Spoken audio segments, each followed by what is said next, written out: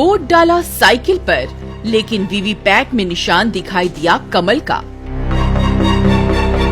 Vote डालना था कहीं और, लेकिन प्रशासन ने जबरदस्ती एनडीए को दिलवा दिया। एनडीए के समर्थकों ने की बूथ कैप्चरिंग। होटल में मिली 2 ईवीएम मशीनें। जी हाँ, ये अफवाह नहीं, ये वो खबरें हैं जो चुनाव के दौरान सुनने को मिल रही हैं। ईवीएम से चुनाव कराने को लेकर भले ही पारदर्शिता और निष्पक्ष चुनाव के दावे होते रहे, लेकिन जमीनी सच्चाई इससे अलग है। सपा सुप्रीमो अखिलेश यादव ने कुछ दिन पहले ट्वीट करते हुए कहा था, पूरे देश में ईवीएम में गड़बड़ी हो रही है या फिर वोट भाजपा को जा रहा है। जिलाधिकारी कहते हैं कि पोलिंग स्टाफ ईवीएम चलाने के लिए पूरी तरह से प्रशिक्षित नहीं है। 350 से ज्यादा ईवीएम बदली गई हैं। यह एक ऐसी चुनावी व्यवस्था के लिए जिसे कराने में 50,000 करोड़ रुपए का खर्च आता है, उसमें यह एक गंभीर आपराधिक लापरवाही है। अखिलेश ने जिस लापरवाही की तरफ इशारा किया था, वो उनकी पत्नी डिंपल यादव के लोकसभा क्षेत्र में भी देखने को मिली। कन्नौज में चौंकाने वाला आरोप ये सामने आया कि ईवीएम में साइकिल का बटन दबाने के बाद वीवीपैट में कमल का निशान दिखाई दे रहा है। चुनाव में पारदर्शिता पर सवाल बाद के चरणों में भी खड़े होते रहे। सिलसिला लगातार जारी है। लोकसभा चुनाव के चौथे चरण के तहत बिहार में मुंगेर सहित 5 सीटों पर 29 अप्रैल को मतदान हुआ। मतदान के दिन नीतीश कैबिनेट के मंत्री ललन सिंह के समर्थन में बूथ कैप्चरिंग हुई।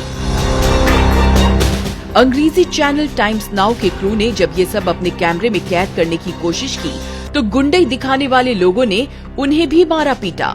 देखिए किस तरह हुई बूथ कैप्चरिंग और टाइम्स नाउ के पत्रकार को किस तरह मारा गया। इस मामले में चुनाव आयोग ने ड्यूटी पर तैनात 20 कर्मियों को निलंबित कर दिया है। इन दोनों बूथों पर 6 अप्रैल को दोबारा मतदान कराया गया। बिहार के मुजफ्फरपुर में तो ईवीएम मशीनों को एक होटल से बरामद किया गया। 6 मई को 5वें चरण का चुनाव था। लोग वोट डालने के लिए अपने अपने घरों से मतदान स्थल पर पहुंच रहे थे। तभी लोगों को खबर मिली कि पास ही के एक होटल में 2 ईवीएम मशीन रखी हुई हैं।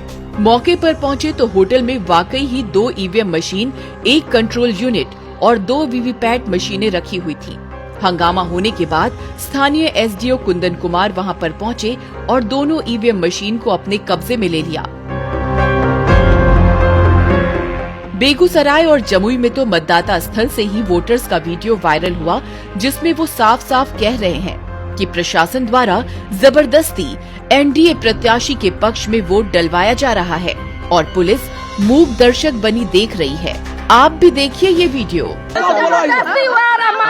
जबरदस्ती चुटकी डलवाया, जबरदस्ती 2 नंबर पे देख सकते हैं आप। यहाँ पे हाथ पकड़ के ले जा रहे थे, बोल रहे थे कि 350 रुपया कट जाएगा आपके खाते से अगर वोट नहीं दीजिएगा तो। चिराग पासवान को वोट देने। कौन बोल रहे? वीडियो साहब। यही नहीं, कभी नोएडा में मतदान के दौरान नमो लिखे खाने के पैकेट खुद प्रशासन ने मतदान स्थल पर पहुंचाए, तो कानपुर में मोदी के चेहरे वाली साड़ी पहने भाजपा कार्यकर्ता बूथ पर नजर आई। ऐसे में निष्पक्ष चुनाव की बात पर सवाल तो खड़े होते ही हैं। सवाल सबसे बड़ा ये भी है कि आखिर जब भी ईवीएम में तकनीकी खराबी होती है, तो सारे वोट भाजपा को ही क्यों जाते हैं, किसी और पार्टी को क्यों नहीं?